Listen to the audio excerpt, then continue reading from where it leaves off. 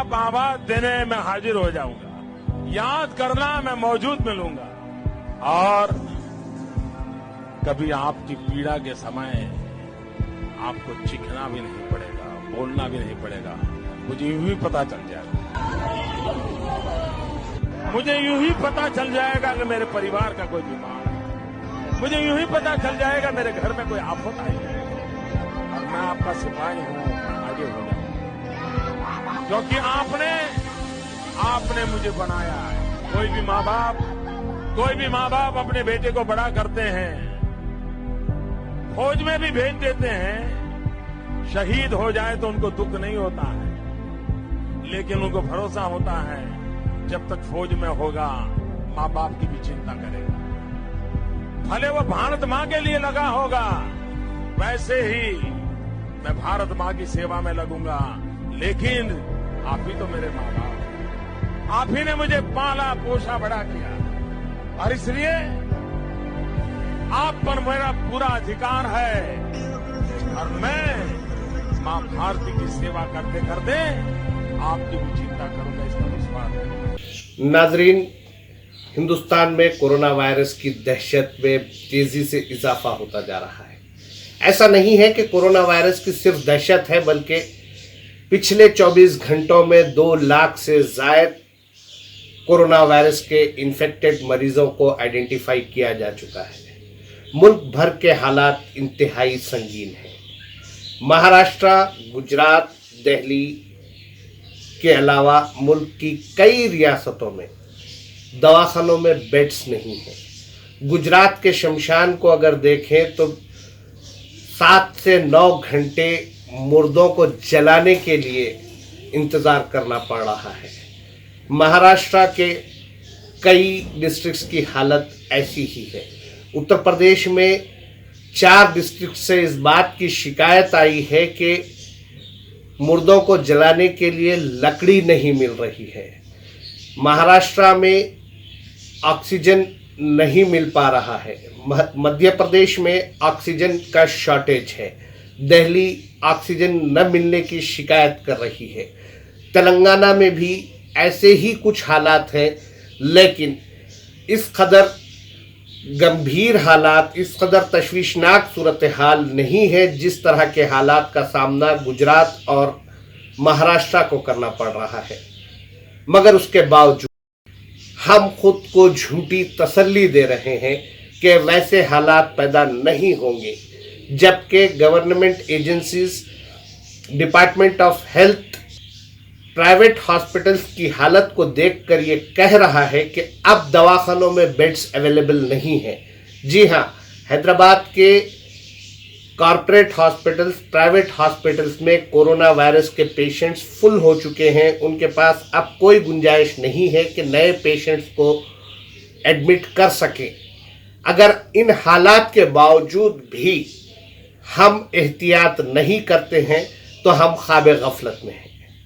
ये ख्वाब गफलत ही है कि एजेंसीज की तरफ से ये कहा जाना कि कोरोना वायरस एयरबॉर्न हो चुका है, यानी हवा में आ चुका है, उसके बावजूद हम एहतियात नहीं कर रहे हैं। తెలంగాణ రాష్ట్ర ప్రజల విజ్ఞప్తి, గత 4 వారాలుగా రాష్ట్రంలో కరోనా కేసుల సంఖ్య విపరీతంగా పెరగడం మనం చూస్తూ ఉన్నాం. రాబోయే 4 నుంచి 6 వారాల్లో ఇలాంటి పరిస్థితులే ఉండే అవకాశం ఉంటది. ఇలాగనే మన పరిస్థితిని వదిలేస్తే మన తెలంగాణ రాష్ట్రం కూడా ఒక మహారాష్ట్ర అయ్యే పరిస్థితులు కనిపిస్తున్నాయి. అండ్ మన రాష్ట్రంలో కేసులు ఇలా పెరుగుతూ ఉంటే ఇప్పటికే బెడ్స్ దొరక్క కొంతమంది కొన్ని హాస్పిటల్స్ లో ఇబ్బందులు పడుతున్నారు. రాబోయే రోజుల్లో ప్రభుత్వం ఎన్ని రకాల చర్యలు చేపట్టినప్పటికీ, ఎన్ని బెడ్స్ అరేంజ్ చేసినప్పటికీ ఇలాంటి ఇన్ఫెక్షన్స్ కంటిన్యూ అవుతూ ఉంటే బెడ్ దొరకలేని పరిస్థితి వచ్చే అవకాశాలు కనిపిస్తున్నాయి. కాబట్టి ప్రభుత్వం లాక్డౌన్ వైపు కానీ, కర్ఫ్యూ వైపు కానీ వెళ్లట్లేదంటే పరిస్థితులు తీవ్రంగా లేవని చెప్పేసి కాదు. పరిస్థితులు చాలా తీవ్రంగా ఉన్నాయి. ప్రజల జీవనోపాధి దెబ్బతినద్దు, రాష్ట్ర ఆర్థిక పరిస్థితులు దెబ్బతినే ఉద్దేశంతో ప్రభుత్వం అలాంటి చర్యలకు పూనుకోవట్లేదు. ఇంకా వేరే రిస్ట్రిక్షన్ కూడా పెట్టాలని భావించట్లేదు. బట్ ఇక్కడ ప్రజలందరూ కూడా స్వీయ నియంత్రణ, స్వీయ జాగ్రత్తలు తీసుకోకపోతే పరిస్థితులు ఇంకా విషమించే అవకాశం ఉంటుంది. ఎందుకంటే ఇప్పుడున్న వైరస్ చాలా ఫాస్ట్ గా, చాలా ర్యాపిడ్ గా స్ప్రెడ్ అవుతుంది. మనం ఒక మాటలో చెప్పుకోవాలంటే ఇది ఒక ఇంట్లో ఒక వ్యక్తికి వస్తే మొత్తం కుటుంబం అంతా కూడా వితిన్ కొన్ని గంటల్లోనూ 1 or 2 days లోనే మొత్తం కూడా ఇన్ఫెక్ట్ అవుతున్నారు.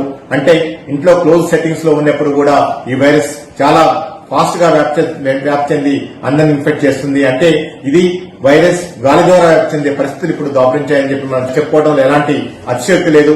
కాబట్టి ప్రజలందరూ కూడా ఏదైతే కోవిడ్-19 నిబంధనలు ఉంటాయో అవన్నీ పాటించడం ద్వారా, ముఖ్యంగా మాస్క్ వేసుకోవడం ద్వారా, మీరు ఇప్పటి వరకు కూడా మాస్క్ బయట వేసుకోవడానికి మీరు ప్రాముఖ్యత ఇవ్వమని చెప్పి तेलंगाना के हालात का अंदाजा लगाया जाए, इस बात को देखा जाए कि किस कदर तशवीशनाक सूरत हाल है, तो इसका अंदाजा इस बात से लगाया जा सकता है कि गवर्नमेंट ऑफ तेलंगाना ने एसएससी के एग्जाम्स को कैंसिल कर दिया है।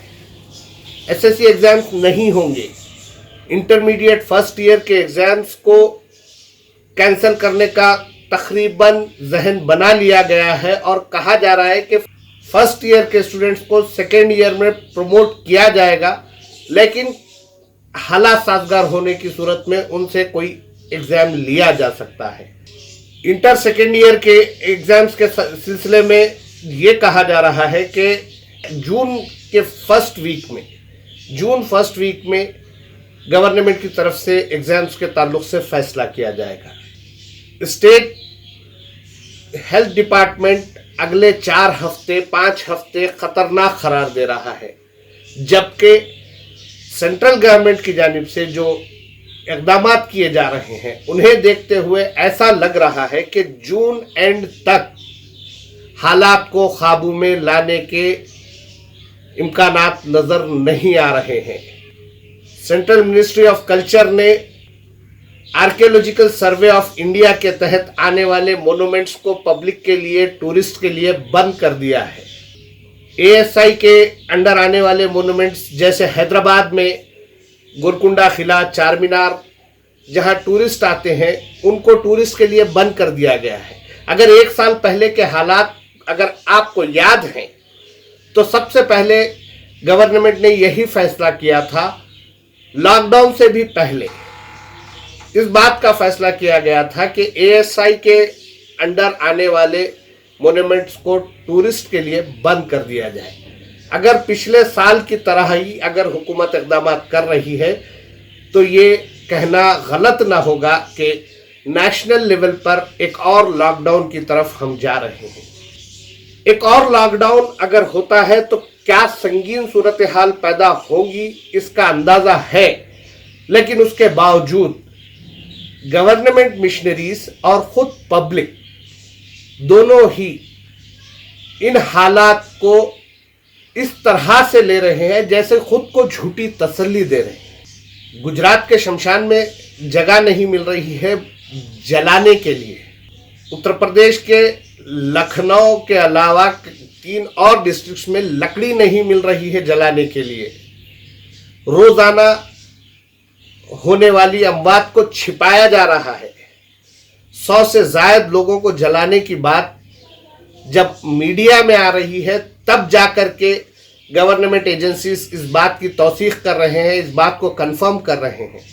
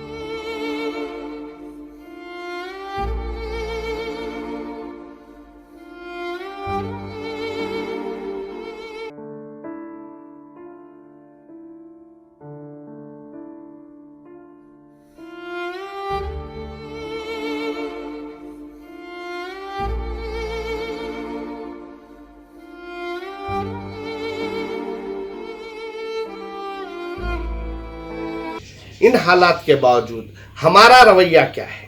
क्यों हम मास्क का इस्तेमाल नहीं कर रहे हैं? क्यों हम सैनिटाइजर का इस्तेमाल नहीं कर रहे हैं? क्या हम ये समझ रहे हैं कि कोरोना हमें नहीं होगा? यकीनन गवर्नमेंट की तरफ से कई लापरवाहियां की जा रही है। जैसे सबसे बड़ी लापरवाही अगर आज की तारीख में हिंदुस्तान में कहीं की जा रही है तो वो है कुंभ का मेला, जहां पर 4 घंटों के दौरान 1700 से ज्यादा कोविड पॉजिटिव लोग मिल चुके हैं। 21 लाख का मजमा कहा जा रहा है जो कुंभ के मेले में शाही स्नान के लिए पहुंचा है। जब 1700 लोग पॉजिटिव मिल चुके हैं तो इस बात का अंदाजा लगाया जा सकता है कि वो कितने लोगों को मुतासिर कर रहे हैं। और ये जो कुंभ के मेले के लिए जो लोग पहुंचे हैं, जब वापस अपने अपने स्टेट्स को जाएंगे तो वो वहां जाकर ये कोरोना बॉम्ब बनकर फटेंगे।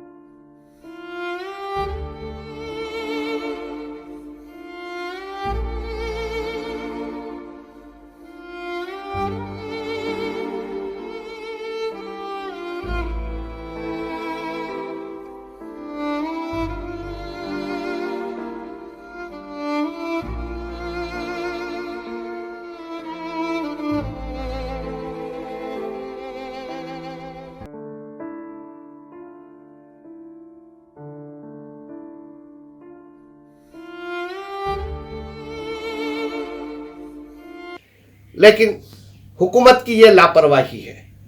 हुकूमत की इस लापरवाही पर सवाल करने के साथ साथ हमें हिफाजती एहतियाती तदाबीर अख्तियार करनी जरूरी है। तेलंगाना के कई डिस्ट्रिक्ट्स जहां पर कभी 10 या 15 या 20 या 25 पेशेंट्स अगर मिल जाते तो तशवीश की बात समझी जाती थी, लेकिन अब 8-9 डिस्ट्रिक्ट्स ऐसे हैं जहां पर 200 से ज्यादा नंबर आ रहे हैं। हैदराबाद, मलकाजिगिरी, मेडचल, रंगारेड्डी, निजामाबाद, वरंगल अर्बन, इन इलाकों में 3 डिजिट में पेशेंट्स रोजाना मिल रहे हैं। उसके बावजूद कोई कार्रवाई नहीं की जा रही है। गवर्नमेंट ऑफ तेलंगाना ने आज एक अहम फैसला करते हुए एसएससी और इंटरमीडिएट के एग्जाम्स के ताल्लुक से जीओस जारी कर दिए, लेकिन उससे पहले तेलंगाना स्टेट इलेक्शन कमीशन ने 5 म्युनिसिपैलिटीज और 2 कॉरपोरेशन के लिए इलेक्शन का नोटिफिकेशन जारी किया है। इससे अंदाजा होता है कि गवर्नमेंट में खुद कोऑर्डिनेशन नहीं है। Election commission of India West Bengal के इलेक्शंस के बाकी जो मरहले हैं उनको लेकर परेशान है। वेस्ट बंगाल में मौजूदा government chief minister Mamata Banerjee election commission of India से रिक्वेस्ट कर रही है कि 1 गो में तमाम फेसेस के इलेक्शंस को मुकम्मल किया जाए। और तेलंगाना में म्युनिसिपैलिटीज और कॉरपोरेशन के इलेक्शन करवाए जा रहे हैं। 30 अप्रैल को रायदही होगी। एक तरफ गवर्नमेंट ये कह रही है कि हालात काबू से बाहर हो रहे हैं, इन हालात को काबू में रखने के लिए पब्लिक को अवेयर होना चाहिए, यह गवर्नमेंट का मैसेज है। और एक तरफ इलेक्शन कमीशन की तरफ से इलेक्शंस करवाए जाने की बात की जा रही है, जो कि नाकाबिले फहम बल्कि आवाम की जिंदगियों से खिलवाड़ के मुतरादिफ है। अगर हुकूमत, इलेक्शन कमीशन इस तरह आवाम की जिंदगियों से खिलवाड़ करने लग जाए तो आवाम का पुरसाने हाल कौन होगा? किस तरह से इस वबा पर काबू पाया जाएगा? नेशनल लेवल पर एक और लॉकडाउन की बात की जा रही है। महाराष्ट्र कंप्लीट लॉकडाउन हो चुका है। 78 deaths in the last 24 hours. Mumbai, Pune, Nagpur are among the cities reporting the most number of cases. Now, lockdown-like restrictions kicked in the state on Wednesday evening. It's an attempt to break the chain of the spread of the virus. Only emergency services are allowed for the next 15 days between 7 a.m. and 8 p.m. Purva Chitnis reports. Maharashtra went into a 15-day lockdown style from 8 p.m. Wednesday. Section 144 is in place and only essential activities allowed for the next 15 days. Hussain Sheikh is driving the auto rickshaw for the past 15 years. He works for 10 to 12 hours every day. But in the last few days, with restrictions in place, he says the business has gone down. Today, he could manage only 2 customers in 6 hours. 1000 रुपये धंधा होता था 12 घंटे 8 घंटे में, अभी मतलब 40% 60% तो धंधा ही नहीं, वो ये जिधर भाड़ा छोड़ो उधर खाली आना पड़ता है. But CM Uddhav Thackeray announced a financial package of over 5,000 crore to various sections of the society. About 12 lakh rickshaw drivers who have permits will get rupees 1,500 each. But Farooq Gulzar doesn't have a permit as he is not the owner of the auto. And after giving the share of his income to the owner, he is left with only 100 to 150 rupees daily, which earlier used to be over 500. 1500 रुपया का कहना जो है देंगी सरकार, तो ये जो मालिक है उनको मिलेगा, जो परमिट होल्डर है. बाकी ऐसे बहुत से लोग हैं जिनके पास तो परमिट ही नहीं है, तो उनके लिए क्या सरकार करेगी. For the past week, because of restrictions, non-essential shops were closed. This will be extended till April 30th now. Earlier, Shops Association demanded that they be exempted, but now they are ready to cooperate with the government. हालांकि अभी जो लड़ाई है वो corona की है, क्योंकि corona किस प्रकार से जो इस प्रकार से बढ़ रहा है, हमें सबको मिलके इसका सामना करना पड़ेगा और इसके लिए हमारे को सरकार को साथ देना ही पड़ेगा.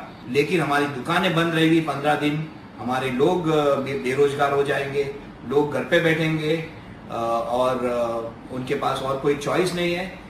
But Restaurant Association is not happy, despite the restaurants being allowed for home deliveries. We are not satisfied with this new notification. The new notification or so-called permission that has been granted is as good as mini lockdown. कई states में night curfews चल रहे हैं. 9-10 state ऐसे हैं जहां पर night curfew है. हिमाचल प्रदेश में शाम 6 बजे से सुबह 6 बजे तक कर्फ्यू लगा दिया गया है. दिल्ली में रात का कर्फ्यू है, पंजाब में रात का कर्फ्यू है, मध्य प्रदेश में रात का कर्फ्यू है, हरियाणा में रात का कर्फ्यू है. कहा यह जा रहा है कि तेलंगाना में भी जल्द रात का कर्फ्यू लगाया जा सकता है. एक तरफ रात का कर्फ्यू लगाने की बात हो रही है, दूसरी तरफ इलेक्शंस की तैयारी की जा रही है. ये किस तरह की हुकूमत चलाई जा रही है, किस तरह से काबू पाया जा सकेगा? कोरोना वायरस किसी मजहब या जात पात देखकर आने वाला नहीं है, लेकिन इस वायरस का एक साल में जितना मजाक हिंदुस्तान में बनाया गया है, शायद ही दुनिया के किसी और मुल्क में बनाया गया हो. आज हिंदुस्तान ब्राजील को, अमेरिका को पीछे छोड़ चुका है. 2 लाख से ज्यादा केसेस, 2,07,000 चिल्लर केसेस जब 24 घंटे में मिले हैं, उसके बावजूद भी हुकूमत की तरफ से हेल्थ इमरजेंसी नाफिज न किया जाना, ऐसा महसूस होता है कि हुकूमत ने अवाम को उनके हाल पर छोड़ दिया है. सेंट्रल गवर्नमेंट हो या स्टेट गवर्नमेंट हो, अवाम को मेडिकल फैसिलिटीज प्रोवाइड करना जिम्मेदारी हुकूमत की है. Maharashtra chief minister mister Uddhav Thackeray central government से रिक्वेस्ट कर रहे हैं कि ऑक्सीजन की सप्लाई को बढ़ाया जाए. वो कह रहे हैं कि कोरोना वायरस की वबा को, इस पैंडेमिक को नेचुरल कैलेमिटी करार दिया जाए, लेकिन सेंट्रल गवर्नमेंट की तरफ से कोई ऐलान नहीं किया जाता.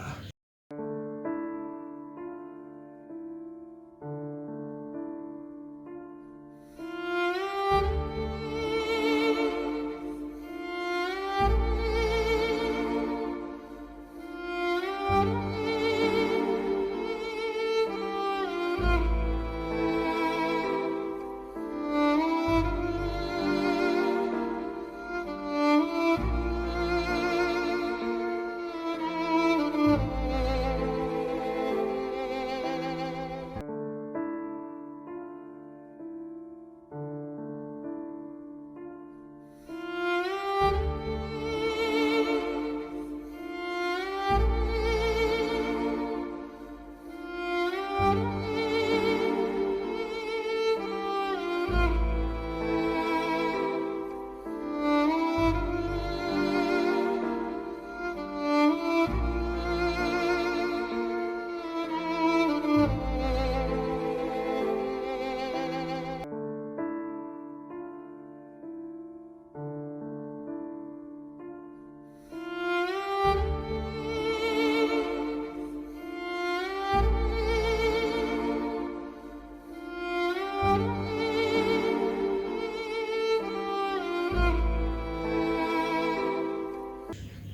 तेलंगाना स्टेट इस बात की शिकायत कर रहा है कि वैक्सीनेशन की कमी है।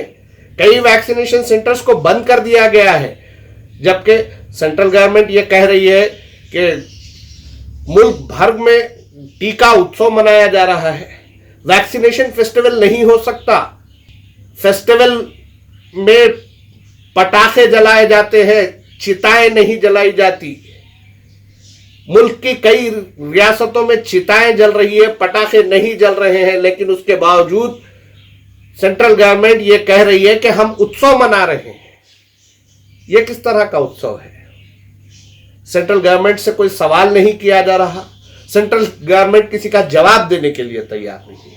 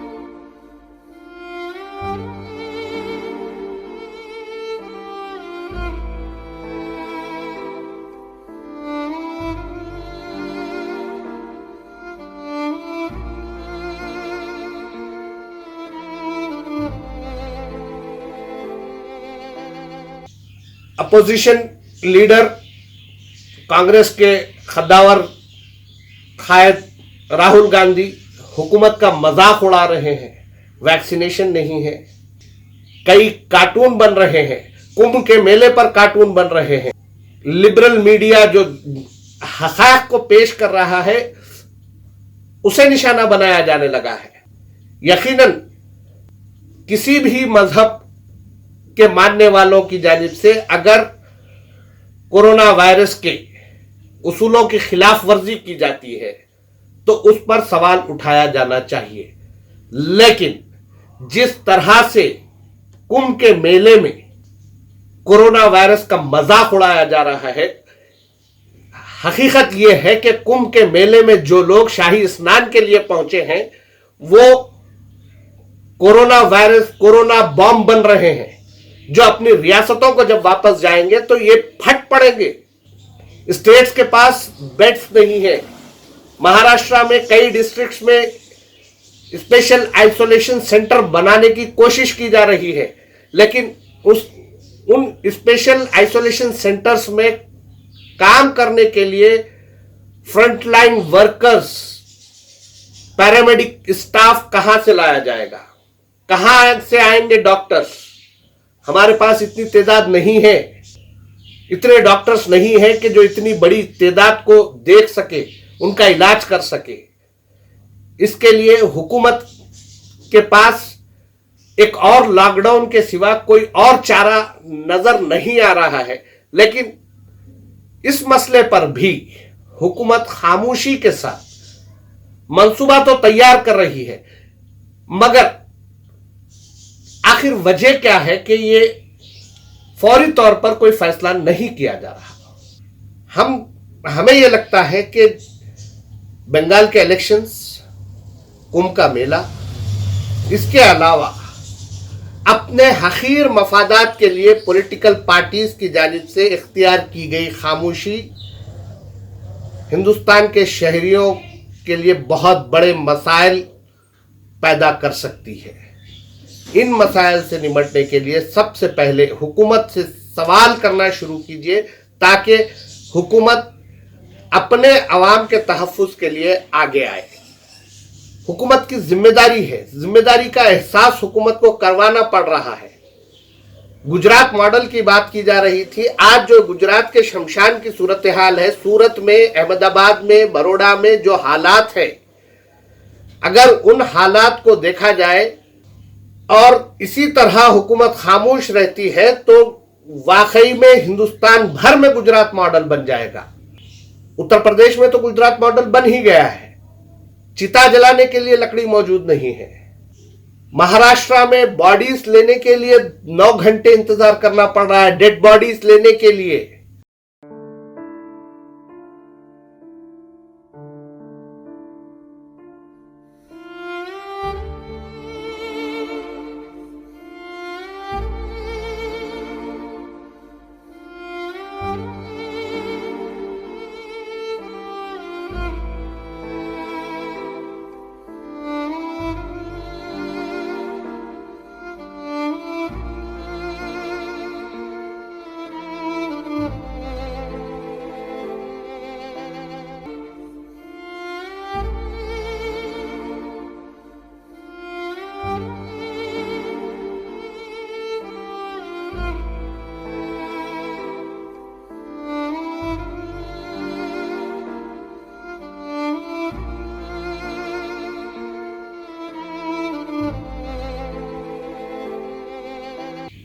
तेलंगाना में बेड्स नहीं है हॉस्पिटल में, खुद ऑफिशियल्स कह रहे हैं कि अब बेड्स नहीं मिल सकते।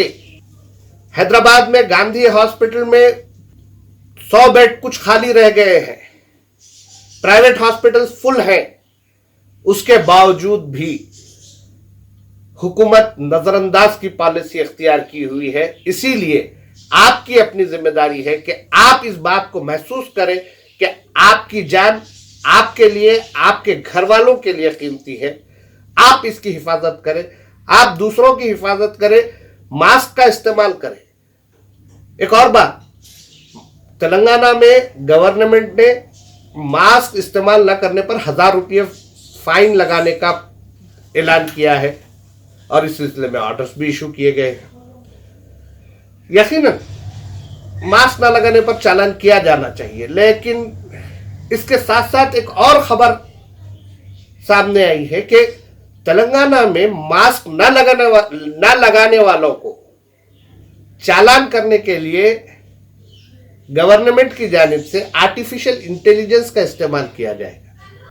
यानी फेस रिकॉग्निशन सॉफ्टवेयर इस्तेमाल करने की बात की जा रही है। इस बात को समझें कि हुकूमत किस तरफ ले जा रही है हमें।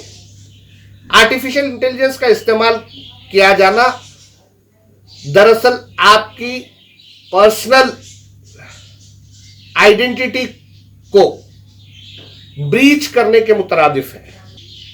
आपकी कोई प्राइवेसी नहीं रहेगी। मास्क का इस्तेमाल कीजिए, मास्क का इस्तेमाल करते हुए खुद भी महफूज रहिए और दूसरों को भी महफूज रखने की कोशिश कीजिए। जहां तक मुमकिन हो सके मास्क के जरिए ही कोरोना वायरस जैसी वबा से महफूज रहा जा सकता है। अगर एक कोरोना वायरस की ये सेकेंड वेव में एक खास बात यह देखने में आ रही है कि अगर कोई एक शख्स घर का वायरस से मुतासिर होता है तो तमाम घर के अफराद को वायरस अपनी लपेट में ले रहा है। और अगर होम आइसोलेशन में भी अगर आप अपना इलाज करवाते हैं तो उसके लिए कम से कम 3 से 5 हजार रुपये का खर्च हो रहा है। जो लोग डेली वेज अर्नर है, जो रोजाना मजदूरी करके कमाते हैं, वो लोग टेस्ट करवाने से खौफजदा है, क्योंकि उन्हें ऐसा महसूस हो रहा है कि अगर वो टेस्ट करवाते हैं और उनका टेस्ट पॉजिटिव आता है तो उनकी रोजी रोटी भी जाएगी और इलाज का खर्च अलग से अदा करना पड़ेगा। इस तरह के तफक्कुरात में लोग मुब्तला हो रहे हैं। जिन लोगों को, जिन डेली वेज अर्नर्स को पॉजिटिव रिपोर्ट आ रही है, उनके लिए गवर्नमेंट की तरफ से किसी तरह के पैकेज का ऐलान किया जाना चाहिए ताकि उन्हें आइसोलेट होने में किसी किस्म की तकलीफ ना हो। आइसोलेशन के जरिए ही वायरस को फैलने से रोका जा सकता है, यह बात कंफर्म हो चुकी है। WHO तशवीश का इजहार कर रहा है कि किस तरह से हिंदुस्तान में इतने केसेस बढ़ रहे हैं। हिंदुस्तान में सेकेंड वेव में जो वेरिएंट्स, जो जिस तरह के कोरोना वायरस पाए जा रहे हैं, उनमें सिर्फ यूके वेरिएंट नहीं है, बल्कि हिंदुस्तान में ही 300 से ज्यादा किस्म के कोरोना वायरस की तौसीक हो चुकी है, कंफर्म किया जा चुका है। साइंटिस्ट काम कर रहे हैं, डॉक्टर्स काम कर रहे हैं, पैरामेडिकल स्टाफ काम कर रहा है। हर कोई मसरूफ है, लेकिन कुंभ के मेले में लाखों अफराद की शिरकत के जरिए फ्रंटलाइन वर्कर्स का जो मजाक उड़ाया गया है, जिस तरह से उनके बोझ में इजाफा करने की साजिश रची गई है, वो नाकाबिले माफी है। कुंभ के मेले में 4 घंटे में जब 1700 लोग आइडेंटिफाई हो सकते हैं कोरोना पॉजिटिव, अगर बाजाब्ता हर शख्स का टेस्ट किया जाता है तो ऐसी सूरत में क्या हालत होगी? कौन जिम्मेदार है इसका? और आज भी हुकूमत का कहना यह है कि सबको टेस्ट करके आने दिया गया था। कहां है 2 गज की दूरी? मास्क है जरूरी, 2 गज की दूरी प्राइम मिनिस्टर का मंत्रा है, भारतीय जनता पार्टी गवर्नमेंट का मंत्रा रहा है। लेकिन भारतीय जनता पार्टी गवर्नमेंट वाले स्टेट में भारतीय जनता पार्टी को वोट करने वालों की जानिब से न 2 गज की दूरी है, न मास्क है जरूरी, दोनों पर भी अमल नहीं किया जा रहा। ऐसे में हुकूमत की जिम्मेदारी है कि वो उनके खिलाफ भी कार्रवाई करते हुए ये बताए कि वो किस कदर संजीदा है, कि कोरोना वायरस को फैलने से रोकने के लिए वो किस कदर संजीदा है।